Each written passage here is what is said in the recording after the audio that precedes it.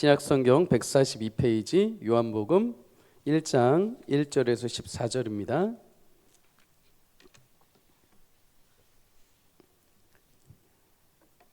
우리 1절에서 14절까지 하나님 말씀 우리 성도님들과 제가 함께 합독하겠습니다. 시작.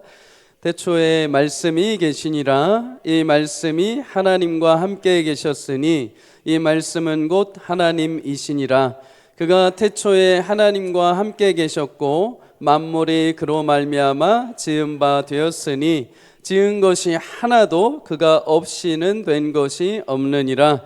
그 안에 생명이 있었으니 이 생명은 사람들의 빛이라. 빛이 어둠에 비치되 어둠이 깨닫지 못하더라. 하나님께로부터 보내심을 받은 사람이 있으니 그의 이름은 요한이라. 그가 증언하러 왔으니 곧 빛에 대하여 증언하고 모든 사람이 자기로 말미암아 믿게 하려 함이라. 그는 이 빛이 아니요 이 빛에 대하여 증언하러 온 자라.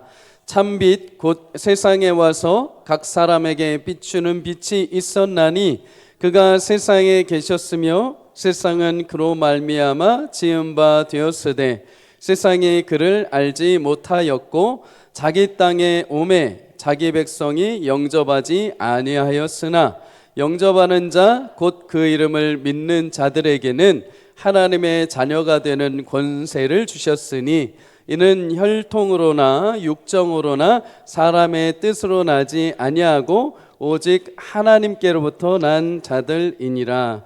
말씀이 육신이 되어 우리 가운데 거하심에 우리가 그의 영광을 보니 아버지의 독생자의 영광이요 은혜와 진리가 충만하시더라. 아멘. 아멘. 오늘 본문을 가지고 태초에 말씀이 계시니라 라는 제목으로 말씀을 나누도록 하겠습니다. 오늘부터 이제 요한복음 말씀을 나눕니다. 요한복음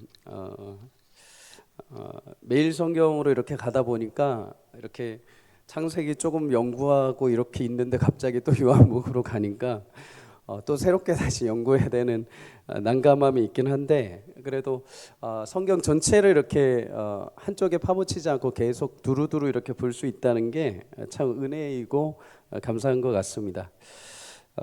오늘부터 이제 요한복음을 보는데요. 예수님이 태어나시고 사역하신 내용이 담긴 신약의 복음서가 있죠. 흔히 우리는 사복음서라고 합니다. 마태, 마가, 누가, 요한. 근데 앞에 이 3복음서는 마태, 마가, 누가복음은 하나님이 예수님을 통해서 하신 일, 기적의 사건들을 중심으로 기록이 되어 있습니다. 근데 요한복음은 조금 방향이 다르죠. 요한복음은 예수님이 이 땅에 오신 이유, 예수님이 그리고 누구이신가, 예수님이 하나님이시요 그의 독생하신 아들 되심을 증거하고 있는 성경입니다. 그래서 우리가 흔히 구원 또 복음에 대해서 이야기를 할 때 이 요한복음은 굉장히 귀한 말씀이 됩니다. 특별히 신앙생활을 오래 하셨음에도 내가 복음에 대해서 또 내가 구원에 대해서 아직 약간 애매하신 분들이 있다면 요한복음 말씀을 조금씩 이렇게 차근차근 읽어 가신다면 하나님께서 우리 안에 성령의 은혜로 복음이 무엇이고 구원이 무엇인지를 깨닫는 은혜를 주실 줄 믿습니다. 오늘 본문은 특별히 두 가지를 우리가 함께 나누려고 합니다. 오늘 요한복음을 통해서 예수님에 대해서 크게 우리가 알려주시는 두 가지 사실이 있는데 첫 번째는 여러분 태초부터 하나님과 계셨던 예수님이 우리를 위해서 이 땅에 오신 줄 믿습니다. 오늘 1장 1절을 다시 한번 읽습니다. 시작. 태초에 말씀이 계시니라. 이 말씀이 하나님과 함께 계셨으니 이 말씀은 곧 하나님이시라. 아멘. 우리가 몇 주 전에 말씀을 나눴습니다. 창세기 1장 1절에 동일한 말씀이 있죠. 태초에 하나님이 천지를 창조하시니라. 태초, 무엇인가 시작되는 그 시점을 말합니다. 태초에. 그런데 무엇인가 태초에 만들어지기 전에 만들어지는 그 시점이 있다면 이것을 만들기 위해 이 태초 전에 하나님이 존재하셔야 되죠. 하나님이 태초에 동시에 존재하시면서 만들 수는 없죠. 그래서 태초 전에 하나님이 미리 영원 전부터 계시고 이거를 준비하시고 태초가 시작할 때 하나님이 창조를 하셨다. 그런데 이때 하나님이란 이 단어, 엘로힘이란 단어는 지난번에 말씀드린 것처럼 3인칭입니다. 복수형입니다. 그래서 삼위일체 하나님이 천지를 창조하셨다. 그런데 그 삼위일체 하나님 중에 오늘 1장 1절에 보면 말씀이신 하나님이 함께 계셨다. 태초에 하나님과 말씀이신 하나님이 함께 계셨대요. 그런데 이 말씀이 도대체 누구신가? 1장 14절을 함께 읽습니다. 시작. 말씀이 육신이 되어 우리 가운데 거하심에 우리가 그의 영광을 보니 아버지의 독생자의 영광이요 은혜와 진리가 충만하더라. 아멘. 말씀은 곧 예수님이시요 태초 전부터 하나님과 함께 계신 분, 같은 분이지만 서로 구별되시는 만물을 창조하신 영광의 주 되신 분들입니다. 그래서 빌립보서 2장 6절에 보면 예수님은 하나님의 본체이시며 하나님과 동등된 분이라고 말하죠. 그렇다면 예수님에 대해서 우리가 무엇을 알 수 있는가? 예수님은 하나님과 함께 계신 분이요 동등한 신성을 가지신 완전한 분이라는 것입니다. 그래서 요한복음 14장 9절에 보면 예수님은 자신을 본 자는 곧 아버지 하나님을 본 것과 같다 이렇게 말씀을 하십니다. 나를 본 자는 하나님을 본 것과 같다. 과거부터 철학자들은 여러 가지 인생의 고민들을 해왔습니다. 자연에 대해서, 인간에 대해서, 세상에 대해서 많은 고민들을 해왔죠.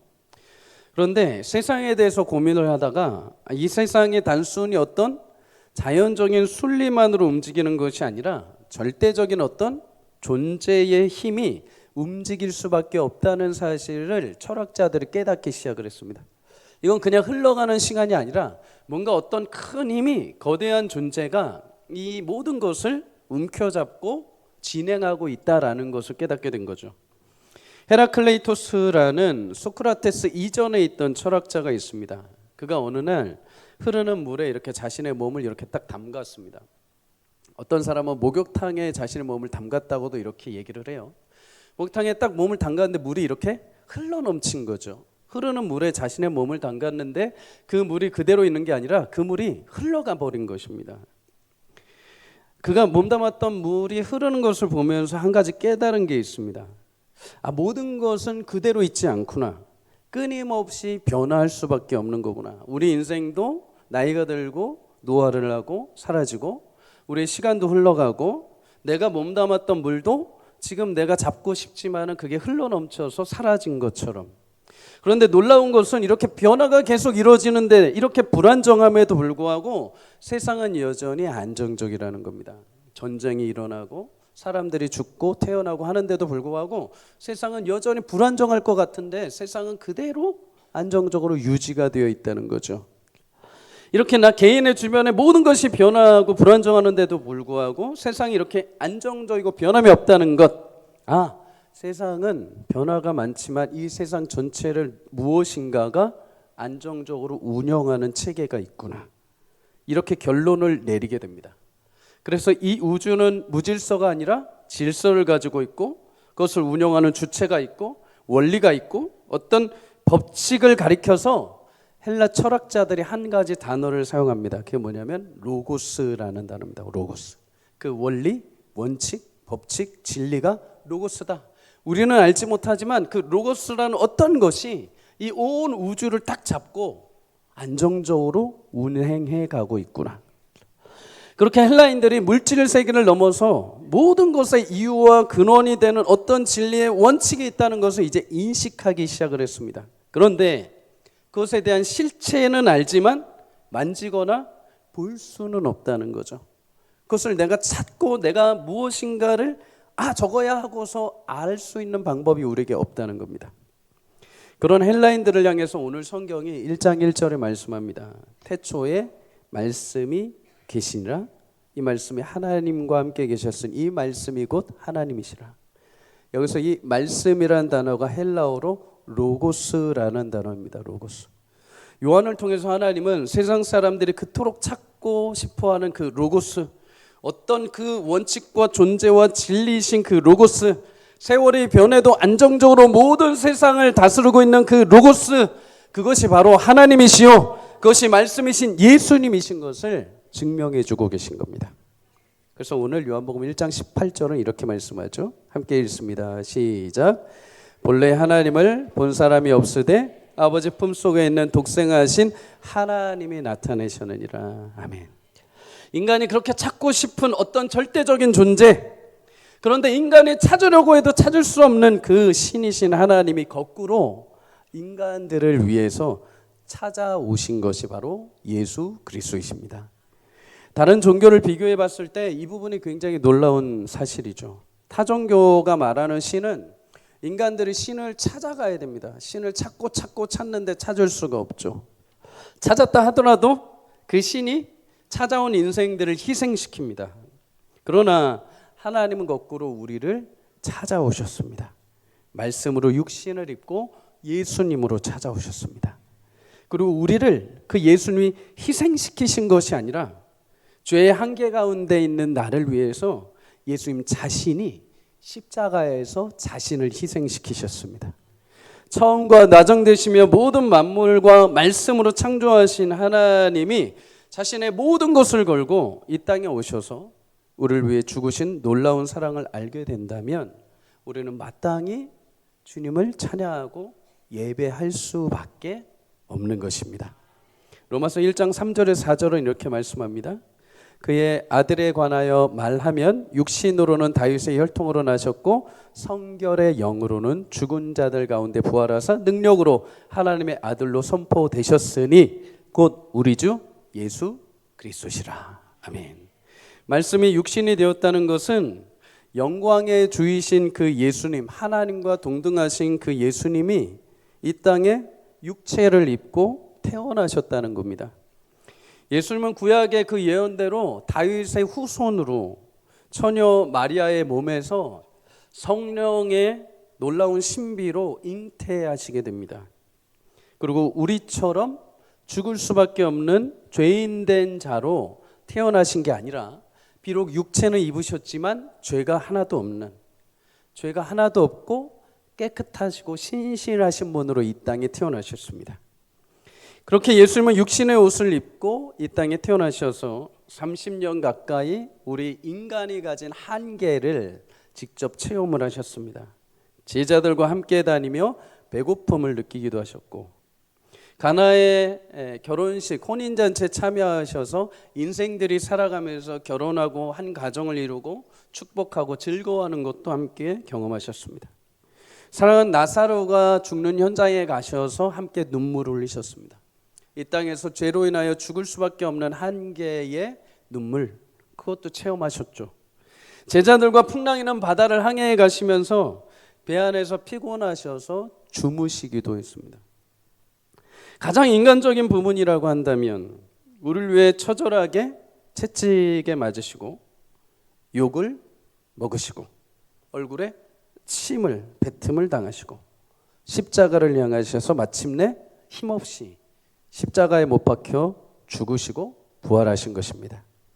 예수님의 본체는 하나님 곧 완전하신 신이십니다. 불멸이요 전능하며 영원하신 분입니다. 그런데 그와 동시에 우리를 위해서 육체를 입고 오셔서 이 땅에 사람으로서 우리가 겪을 수 있는 모든 시련과 기쁨과 고난과 손실과 배신과 아픔과 시험과 모든 성장을 다 겪으셨습니다. 그래서 이브리서 4장 15절은 우리와 동일하게 시험을 받으신 분으로 우리의 연약함을 다 이해하신다라고 말씀하죠. 우리의 연약함과 상처, 아픔이 있어도 그래서 우리는 어떤 내가 죄를 범하였다 하더라도 하나님의 그 은혜 보좌 앞에 예수님을 통해 담대하게 나갈 수 있는 은혜를 얻게 된 줄 믿습니다. 이런 점에서 성도에게 이 세상에 속한 유일한 로고스, 유일한 진리의 말씀인 예수님을 통해 우리가 하나님을 만나게 되었다는 것은 놀라운 큰 축복인 줄 믿습니다. 예수님은 생애를 통해서 하나님 자신을 알려주셨습니다. 우리가 하나님을 어떻게 만납니까? 어떻게 하나님 보여달라고 하는 사람들이 수도 없이 많죠. 그런데 하나님이 자신을 보여주신 것 딱 하나밖에 없습니다. 바로 예수 그리스도이십니다. 성경에 있는 예수님의 삶을 통해서 하나님은 자신을 보여주셨습니다. 예수님은 이 땅에 계시면서 줄이고 목마른 자들을 향하셨죠. 요한복음 10장 10절에 생명을 얻을 것뿐만 아니라 너희를 더 내가 풍성하게 하려 함이라. 예수님은 이 땅에 오셔서 단순히 그냥 기적만 베푸시고 먹을 것만 베푸신 게 아니라 그들의 영혼을 풍성하게 채워주셨습니다. 그것이 우리 하나님의 마음인 거죠. 예수님은 목자 없이 방황하는 자들을 불쌍히 여기셨다라고 말합니다. 죄와 사망의 권세 아래서 방황하는 인생들, 세상의 염려 가운데 파묻혀가지고 이래나 저래나 매일같이 걱정과 두려움 가운데 살아가는 영혼들을 예수님 불쌍히 여기셨습니다. 그렇게 불쌍히 여기시는 분이 하나님이라는 거죠. 예수님 잡혀가시던 날 밤에 베드로가 병사들을 이끌고 같이 온 그 대제사장의 종 말고의 귀를 화가 나가지고 칼로 내리쳐버립니다. 귀가 떨어져 나갔습니다. 그런데 이 와중에도 예수님 어떻게 하시느냐, 자기가 잡혀가시는데도 불구하고 말고의 귀를 잡아서 말고의 귀에 손에 붙이시고 말고의 귀를 치료해 주십니다. 용서하시되 끝까지 용서하시고 사랑하시는 예수님. 그 예수님의 사랑을 통해서 우리는 하나님이 나를 향해 끝까지 사랑하신다는 것을 우리는 알게 되는 거죠. 여러분, 그렇게 예수님은 우리가 하나님을 알 수 있도록 유일하게 세상에 보냄을 받으신 분입니다. 그리고 이제 그렇게 보냄을 받으셨던 예수님이 우리에게 말씀하신 게 있습니다. 요한복음 20장 21절 함께 읽습니다. 시작.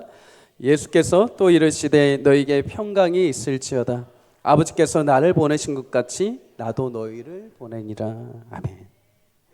예수님이 만약에 이 땅에 오시지 않았다면 우리는 하나님에 대해서 계속 철학자들처럼 추상적으로 생각을 했을 겁니다. 뭔가가 있을 거다. 어떤 존재가 있을 거다. 그런데 서로 알 수 없어서 이게 옳다 저게 옳다 하면서 막 싸우고 난리가 났을 겁니다. 그러나 예수님은 육신을 입고 오셔서 하나님이 기뻐하시는 뜻을 행하시며 우리에게 하나님이 누구인지 알려주셨습니다. 우리는 그 예수님을 통해서 하나님을 알게 되었고 하나님이 기뻐하시는 이 땅에서의 삶이 뭔지를 알게 되었죠.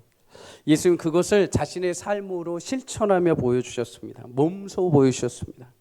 예수님이 하나님을 위해서 살아가는 것이 무엇인지, 세상 속에서 하나님의 영광을 위해 사는 것이 무엇인지, 힘들고 어려울 때마다 왜 하나님 앞에 기도해야 되는지를 몸소 보여주신 거죠.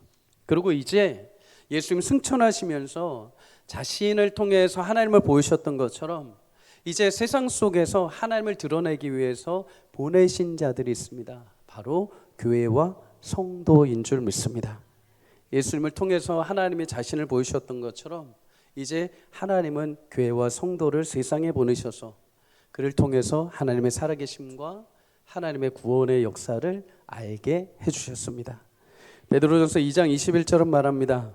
이를 위하여 너희가 부르심을 받았으니 그리스도도 너희를 위하여 고난을 받으사 너에게 본을 끼쳐 그 자취를 따라오게 하려 하셨느니라. 아멘. 사랑하는 여러분, 여러분의 삶은 참 소중하죠. 그렇죠? 귀합니다. 그런데 그 귀한 이유가 내가 나라서 귀한 것도 있지만 하나님이 그의 아들 예수님과 맞바꿔 주셨기 때문에 귀한 것입니다. 그냥 살아가는 것이 귀한 게 아니라 그 가치가 어떻게 부여되었는지가 귀한 거죠. 근데 이것만도 참 귀한데 하나님이 이제 우리를 자신의 아들 예수님을 세상에 보내신 것처럼 우리를 세상 속으로 보내주십니다. 왜요? 세상에 가서 하나님의 살아계심을, 세상에 가서 나를 통해서 수많은 방황하는 자들이 그 목마름을 해결할 수 있도록, 죽어가는 영혼들이, 절망 가운데 있는 영혼들이 소망을 볼 수 있도록 이제 이 시대 말씀으로 우리를 보내고 계시는 줄 믿습니다. 여러분, 예수 그리스도에게는 하나님의 영광과 그 은혜와 진리가 충만하였다라고 말합니다. 하나님은 우리를 보내실 때 그냥 보내시는 게 아니라 그 은혜와 진리와 영광이 충만하게 차고 넘치게 우리 삶에 역사하시는 줄 믿습니다. 여러분, 산에 있는 동네, 산 위에 있는 동네가 숨겨지지 않는 것처럼 세상 속에 있는 등불을 가진 성도의 삶은 결코 숨겨지지 않습니다. 하나님 여러분들 세상 속에 빛과 소금으로 보내셔서 마침내 짠맛을 잃어버린 그곳에 다시 하나님 생명력 있는 짠맛을 내게 하실 것이고, 꺼져버리고 어둠 가운데 있는 영혼들의 심령 가운데 여러분 빛과 같이 하나님이 태우게 하셔서 하나님께서 이 시대 가운데도 구원의 놀라운 은혜를 사모하는 모든 자들에게 생명의 은혜를 여러분을 통해서 흘려보내는 축복이 있기를 주의 이름으로 간절히 소망합니다. 두 번째로, 여러분, 구원은 내가 선택한 것이 아니라 하나님께로부터 받게 된 은혜라는 것을 기억해야 됩니다. 오늘 4절에서 5절을 함께 읽어보겠습니다. 시작. 그 안에 생명이 있었으니 이 생명은 사람들의 빛이라. 빛이 어둠에 비치되 어둠이 깨닫지 못하더라. 아멘. 예수님은 세상에 참 빛으로 오셨습니다. 빛은 생명이죠. 세상에 빛이 비추지 않으면 금방 추워집니다. 어두워집니다. 예수님이 세상에 생명의 빛으로 오셨다는 것은 거꾸로 말하면 그 전까지 이 세상은 어둠 속에 있었다는 겁니다. 하나님을 제대로 알지도 못하고 믿지도 못하고 진정한 구원이 무엇인지도 알 수 없는 상태. 그러나 예수님이 이 땅에 오셔서 그의 얼굴을 통해 하나님의 영광을 아는 지식의 빛을 비춰주셨다라고 말합니다. 시편 36편 9절은 이렇게 말하죠. 진실로 생명의 원천이 주께 있사오니 주의 빛 안에서 우리가 빛을 보리이다. 아무도 이 땅에 산 날 동안에 뭔가 있기는 있는 것 같은데, 뭔가 다음 세계가 있는 것 같은데, 죽음 이후에 뭔가가 있지 않을까라는 궁금함은 있는데 그거를 깨달을 수 있는 지식이 없다는 겁니다. 유일하게 주 안에서 우리는 영원한 생명과 소망을 볼 수 있는 눈이 열리게 되는 거죠.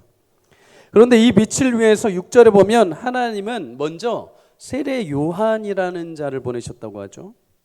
여기서 말하는 세례 요한과 요한복음을 기록한 요한은 다른 요한입니다. 요한복음을 기록한 요한은 예수님의 제자 요한이고, 세례 요한, 예수님의 앞길을 인도하고 예배했던 세례 요한은 예수님과 사촌 관계죠. 6개월 먼저 태어난 자. 그는 태중에서부터 예수님을 임신한 마리아가 이 세례 요한의 어머니 이제 사촌을 만나러 오게 되죠. 태어나기 전에. 그런데 그 태중에서부터 예수님 태에 있는 것을 같이 느끼면서 태중에서부터 막 뛰놀면서 찬양을 했다고 합니다. 성경에 보면. 그는 태어나기 전부터 하나님이 예수님을 예비하기 위한 길로 삼으신 자이죠. 그는 태어나서부터 그런 준비를 하고 광야에서 외치는 소리라고 말하며 그는 예수님의 길을 준비하라라고 외쳤던 마지막 선지자이기도 했습니다. 그는 사람들에게 이 예수님 오실 길, 나는 너희가 구원하는, 너희가 생각하는 구원자가 아니라 내 뒤에 오실 분이 그분이다. 그분을 위해서 너희는 준비해야 된다. 회개에 합당한 세례를 받아라 해서 요단강에서 죄에 대한 세례 회개를 베풀었기에 우리는 흔히 세례 요한이라고 말을 합니다. 그런데 놀라운 사실이 하나 있죠. 그렇게 요한이 증거를 하고 빛이신 예수님이 이 땅에 오셨습니다. 그럼에도 불구하고 사람들이 알아보지 못했다라고 성경이 말합니다. 오늘 10절에서 11절을 함께 읽어보겠습니다. 시작. 그가 세상에 계셨으며 세상은 그로 말미암아 지은 바 되었으되 세상이 그를 알지 못하였고 자기가 땅에 오매 자기 백성이 영접하지 아니하였다. 요한은 빛으로 오신 예수님을 증명하려고 노력했습니다. 그런데 사람들은 예수님을 믿지 않고 거부했다. 그 이유에 대해서 성경은 세상이 그를 알지 못했다 이렇게 말합니다. 세상이 그를 알지 못했다. 이 의미를 조금 여러분 생각해 보셔야 됩니다. 예를 들어 이런 거죠. 여러분 빛이 이렇게 비치는데 여러분 이 빛에 대해서 증명을 한번 해보시겠습니까? 빛은 과학적으로 증명이 안 됩니다. 빛은 우리가 그냥 저게 빛이에요, 저런 게 빛입니다라고 이름만 붙여놨지 빛의 속성이 뭐고 빛이 어떻게 발생됐고 빛이 근원이 무엇인지 전혀 과학적으로 증명되지 못합니다. 아무리 해도 증명할 수가 없죠. 그런데 이것을 혹시 여러분 양해하고 들으십시오. 태어나면서부터 앞을 보지 못하는 장님들에게 증명하려고 한번 여러분 생각해 보십시오. 파란색, 붉은색 그 자체 의미도 알 수 없는 자에게 이게 빛이야 라고 설명할 수 있는 방법을 내가 아무리 얘기를 해도 그의 인식 자체 속에는 빛에 대한 개념이 없기에 빛이 무엇인지를 이해할 수도 없고 받아들일 수도 없습니다. 오늘 본문의 세상이 예수님을 알지 못했다라는 의미도 동일합니다. 세상이 주님을 알고 받아들일 수 있는 지혜가 없다는 겁니다. 지식이 없다는 겁니다. 그 이유가 무엇인가? 죄 때문에 그렇죠. 죄. 성경에서 말하는 죄의 본체는 윤리 도덕적인 것을 넘어서 하나님으로부터 분리된 것을 죄라고 말합니다. 하나님으로부터 완전히 떨어져 나가 있는 상태. 우리가 흔히 죄인이라고 하면 애초부터 하나님을 그냥 모르는 자들이라고 표현하시면 됩니다. 이것을 성경이 가르쳐서 죄인이라고 말하죠. 흔히 사람들이 내가 왜 죄인이야 라고 말할 때 우리가 자꾸 도덕적인 접근을 하면 오류가 발생을 합니다. 나는 예수님 믿지도 않았는데 나 깨끗하게 살았는데 나 법 없이도 사는 사람인데 왜 나를 죄인이라고 해? 그럼 이제 거기서 부딪히게 되죠. 아니요. 성경에서 말하는 죄인이라는 건 도덕 윤리적인 것이 아니라 하나님과 무관한 존재. 태어날 때부터 하나님의 관심 대상에서 제외되어 있고 그 또한 하나님을 모르는 존재가 죄인인 것입니다. 하나님의 관심에서 벗어나고 하나님의 은혜라는 것을 찾을 수도 없고 하나님이란 존재라는 개념 자체가 머릿속에 아예 없는 존재들이 죄인인 것입니다. 그런데 그런 존재들에게 예수님이 하나님에 대해서 얘기하기 위해 오셨다는 것에 대해서 말씀하실 때 당연히 사람들이 못 알아듣죠. 이해할 수가 없는 것입니다. 영접하지 않는 것이 당연한 것입니다. 그래서 여러분 오늘 12절에서 13절을 자세히 보시면 하나님도 당연히 사람들이 예수님을 영접하지 않는다는 것을 인정하십니다. 이렇게 말씀하시죠. 영접하는 자 곧 그 이름을 믿는 자들에게 하나님의 자녀가 되는 권세를 주셨는데 이는 혈통으로나 육정으로나 사람의 뜻으로 나지 아니하고 오직 하나님께로부터 난 자들이다. 이렇게 말씀합니다. 혈통으로, 다시 말해 유대인의 자손으로 태어난다고 해서 또는 육정으로 인간적인 어떤 본능적인 노력을 통해서라도 또는 사람의 뜻으로 내가 오늘 결정했어 결단했어 라고 한다고 해서 예수님을 믿는 게 아니라는 것입니다. 결코 그런 방법으로 예수님 믿을 수 없다는 거예요. 인간의 힘으로 빛으로 오신 예수님을 알아볼 수도 없고 믿을 수도 없다는 것, 이게 당연하다는 거예요. 그런데 오늘 12절에 놀라운 말씀을 하시죠. 그럼에도 영접하는 자 곧 그 이름을 믿는 자들이 있다는 거예요. 어떻게 해요? 오직 하나님께로부터 난 자들만. 하나님이 불러주시고 하나님이 믿게 하신 자들은 그 눈이 열려서 보게 되고 믿게 된다는 것입니다. 그러면 여러분 영접하는 것이 인간의 힘으로 불가한데 만약 예수님을 믿는 자들이 있다면 그것은 무엇이라고 말할 수 있습니까? 내가 알고 이해해서 결단해서 작정해서 믿은 것이 아니라 내가 4대째 신앙을 가지고 나의 믿음의 가문이 있어서 거기서 내가 태어나서 믿은 게 아니라 어려서부터 내가 부모님이 나에게 신앙의 주입식 교육을 해서 내가 믿은 것이 아니라 내가 우연히 지나가다가 이 교회가 좋아 보여서 내가 들어와서 결단하고 믿은 것이 아니라 하나님이 특별히 나를 택하셔서 구원의 은혜로 불러주시고 초청하셔서 믿어지게 되었다는 것입니다. 그러니 오늘 성경은 오늘 본문 10절, 11절, 11절과 같이 인생들이 예수님을 믿지 않는 것이 오히려 당연한 것이고 반대로 12절과 같이 예수님을 믿게 된 것이 오히려 힘든 일이라고 말합니다. 이것을 가리켜 우리가 뭐라고 합니까? 기적이라고 말하는 것입니다. 빛을 비춰도 볼 수 없고 신이 와도 알 수 없고 왕이 와도 영접할 줄 모르는 세상 속에서 내가 영적인 눈이 열려서 귀가 열려서 주님을 믿을 수 있는 은혜가 주어졌다면 그것은 하나님이 나를 불러주신 것이고 하나님 나를 알게 하신 것입니다. 신앙생활 하면서 흔히 우리는 기적이란 말, 미라클이란 말을 자주 사용합니다. 대부분 우리 마음에 기도하면서 내가 또 열심히 봉사하면 하나님이 나에게 기적을 베풀어 주실 것이다 이런 기대를 품고 살아가죠. 맞습니다. 하나님 지금도 그런 소소한 기적들을 베풀어 주시는 줄 믿습니다. 그런데 그런 눈에 보이는 기적보다 내가 하나님이란 분을 아버지로 믿고 예수님을 나의 주인, 구주로 믿고 있다는 것이 거기에 비하면 훨씬 더 놀랍고 말할 수 없는 큰 기적인 줄 믿습니다. 그런데 우리는 이 놀라운 기적을 대수롭지 않게 그냥 넘어갈 때가 있습니다. 그러다 보니까 이 믿음을 내 쪽에서 자꾸만 생각하는 거예요. 내 중심에서. 내가 어떤 조건으로 이 믿음을 자꾸 사용을 하는 실수를 범합니다. 내가 예수님을 믿어준 것이고, 내가 교회에 와준 것이고, 내가 헌금을 내준 것이고, 내가 기도를 해준 것이고, 내가 이만큼 봉사를 해준 것이고, 내가 이렇게 믿어서 내가 이만큼 해줬다라고 생각을 한다는 거죠. 그러나 여러분, 예수를 믿는다는 것은 내가 할 수 있는 게 아닙니다. 이 세상 유일하게 불가능한 것 두 가지가 있는데, 하나는 사람이 죽지 않고 영생하는 것입니다. 또 하나는 자기 스스로 할 수 없는 예수님을 믿는 것입니다. 그런데 우리는 그 주님을 믿고 이 인간이 할 수 없는 두 가지 모든 것을 예수님을 통해서 넘어가게 된 자들입니다. 놀라운 기적의 은혜를 얻은 자들이죠. 최근에 또 뉴스에 재미난 뉴스가 나왔죠. 재미나다고 하기보다는 좀 가슴 아픈 뉴스죠.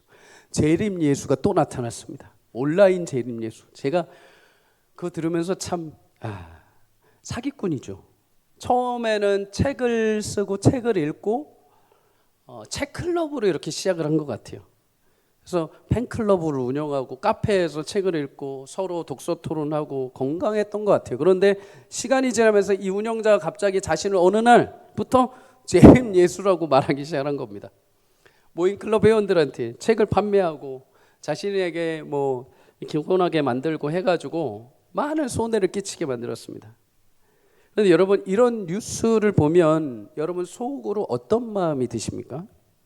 아니, 왜 저런 사람의 말을 믿고 책을 구입하지? 아니, 저런 사람 도대체 뭐가 진짜 예수라고 돈을 다 주고 손해를 보고 왜 저러고 살지? 딱 보면 모르나? 여러분, 세상은 모릅니다. 여러분, 볼 수 있는 눈이 없기 때문에요, 몰라요. 여러분은 예수님을 내가 믿고 있기에 마치 이게 모두가 다 진리를 알고 너무도 예수 믿는 게 자연스러운 것처럼 모두가 다 신을 가질 거라고 오해하는 거죠. 그러나 성경은 오늘 말합니다. 오히려 그렇게 뉴스에 속해 살고 있는, 뉴스에 나오는 것처럼 속아 살아가는 인생이 정상이라는 겁니다. 진짜 예수를 모르고 자신들이 아는 사기꾼들에게 속해서 살아가는 인생들, 앞을 볼 수 없고 들을 수 없고 깨달을 수 없는 자들이 세상 속에서 하는 말 속에 살아가는 모습이 인간의 정상이라는 겁니다. 그런데 그 가운데 예수를 믿고 진리 안에 거하고 있는 성도가 있다면 그것은 오직 하나님이 특별히 부르신 자들이요, 하나님의 구원의 놀라운 은혜와 기적을 경험한 자들이라는 것이죠. 여러분, 예수님은 이 땅에 빛으로 오신 줄 믿습니다. 그런데 사람들은 깨닫지 못합니다. 그런데 예수님은 그들을 향해서 너네 왜 나 몰라봐? 너네 왜 나를 이런 식으로 대하면서 꾸짖지 않으셨습니다. 왜요? 그럴 줄 알고 오셨기 때문이죠. 애초에 우리가 볼 수 없는 장님이요, 들을 수 없는 귀머거리요, 죽을 수밖에 없는 멸망의 자녀인 것을 알고 예수님이 오셨습니다. 그래서 마태복음 20장 28절에 인자가 온 것은 섬김을 받으려 온 것이 아니라 도리어 섬기려 하고 자기 목숨을 대속물로 내어주기 위해 오셨다. 아예 오신 자체가 이미 알고 계셨습니다. 내가 와서 아무리 기적을 베풀고 아무리 빵으로 배를 채우고 아무리 병을 기적으로 치료를 시켜줘도 안 믿을 거 알고 계셨습니다. 유일한 방법은 자신이 죽으시는 것. 이 죄악 가운데 묻혀있는 영혼들의 눈을 열기 위해선 자신이 죽고 영안의 눈을 열어주셔야 되는 것. 귀가 닫혀서 세상 속에서 내 복음을 듣지 않는 모든 자들에게 귀를 열어주실 수 있는 유일한 방법은 자기가 죽고 부활하심으로 이 닫혀있던 귀를 열어주신 것. 자신들이 살아가는 인생이 얼마나 멸망의 구덩이인지를 깨닫게 하시기 위해서는 자신이 그 멸망의 구덩이 가운데 들어갔다가 부활로 다시 나오셔서 우리 가운데 생명의 자리를 허락해 주시기 위해서 예수님 그렇게 이 땅에 오셔서 여러분과 저를 택하시고 구원의 자녀 삼아주신 줄 믿습니다. 여러분, 소경과 같이 볼 수 없던 나를, 들을 수 없던 나를, 깨달을 수 없던 나를 예수님 오셔서 믿게 하시고 놀라운 구원의 자녀 삼아주신 것, 이게 큰 기적인 줄 믿습니다. 여러분, 실패할 것을 알면서도, 가망이 없는 것을 알면서도 투자하거나 노력하는 사람을 가리켜서 세상은 미련하다라고 말합니다. 그런데 그럼에도 꾸준히 하는 사람들이 있죠. 포기하지 않고 뛰어드는 사람. 실패할 것을 알면서도 그저 노력하고 헌신하고 수고해서 10년이든 20년이든 결국에 그 결실을 맺는 사람. 그들이 그 결실을 맺을 때 우리 뭐라고 합니까? 기적이라고 말하죠. 기적. 최근에도 뉴스가 있었죠. 아이들이 집에 있는데 불이 났습니다. 불이 났는데 이때 엄마가 초인적인 능력을 발휘하죠. 제가 뉴스 기사가 잘 기억은 안 나는데 엄마가 어디 베란다로 향해 가지고 애들을 다 끄집어낸 겁니다. 끄집어내서 아이들과 엄마가 하나도 안 다친 겁니다. 여러분, 불기둥 속에서 대부분 다 그냥 포기하죠. 무섭죠. 그런데 거기에 뛰어드는 겁니다. 뛰어들어서 그 생명을 끄집어 나왔을 때 우리 뭐라고 합니까? 기적이라고 말합니다. 기적이라고. 연약한 여인의 몸으로, 엄마의 몸으로 그거 어떻게 하냐라고 말했을 때 기적인 거죠. 여러분, 그런데 그 놀라운 기적, 인간의 기적도 기적이지만 나를 죽을 수밖에 없는 구렁텅이에서 건져내시기 위해 포기하지 않고 실패할 것을 아심에도, 실수할 것을 아심에도, 죄 가운데 여전히 허덕일 것을 아심에도 불구하고 포기하지 않고 찾아오셔서 나를 구원하신 것, 그게 참 놀라운 기적인 줄 믿습니다. 여러분, 그것은 하나의 시작에 불과합니다. 로마서에 보면 이렇게 로마서 8장 39절에 말합니다. 그 사랑에서 끊을 수 있는 자가 아무도 없다. 여러분, 시작도 끝도 내가 한 것이 아니요, 철저하게 하나님이 시작하신 것이요, 끝까지 사랑하시는 것도 하나님이 하시기로 작정하신 겁니다. 여러분, 그 일을 이루기 위해서 예수님이 이 땅에 오셔서 임마누엘로 여러분과 저와 함께하고 계십니다. 이것이 놀라운 기적이죠. 그런 여러분, 이 기적과 놀라운 은혜 감격하며 매일같이 내가 그런 은혜 가운데 살아가는 자인 것을 기억할 수 있기를 주의 이름으로 축복합니다. 내가 놀라운 기적에 초대받은 자라는 사실, 또한 그 은혜와 진리가 충만하신 예수님이 나와 함께 하심으로 내 삶에도 그 은혜와 진리를 하나님이 풍성하게 차고 넘치게 부으신다는 그 놀라운 소망을 기억하시며 한 주 동안에도 다른 데 기적 없나? 저 기도원 가면은 막 사람들이 일어난다더라. 저기 가서 막 기도하면 막 아이들이 막 어디 간다더라. 아니요, 여러분이 이미 기적입니다. 여러분이 예수 믿고 있는 거, 여러분 안에 예수님에 대한 소망을 품고 오늘도 낙심하지 않고 그래도 내일 한번 다시 주님 안에 살아보자, 소망을 품고 살아간다는 것 자체가 기적입니다. 그리고 여러분, 그 기적의 삶을 내가 지금 살고 있다는 사실을 기억하시며 한 주 동안에도 기적으로 놀라운 승리를 이어갈 수 있기를 주의 이름으로 간절히 축복합니다.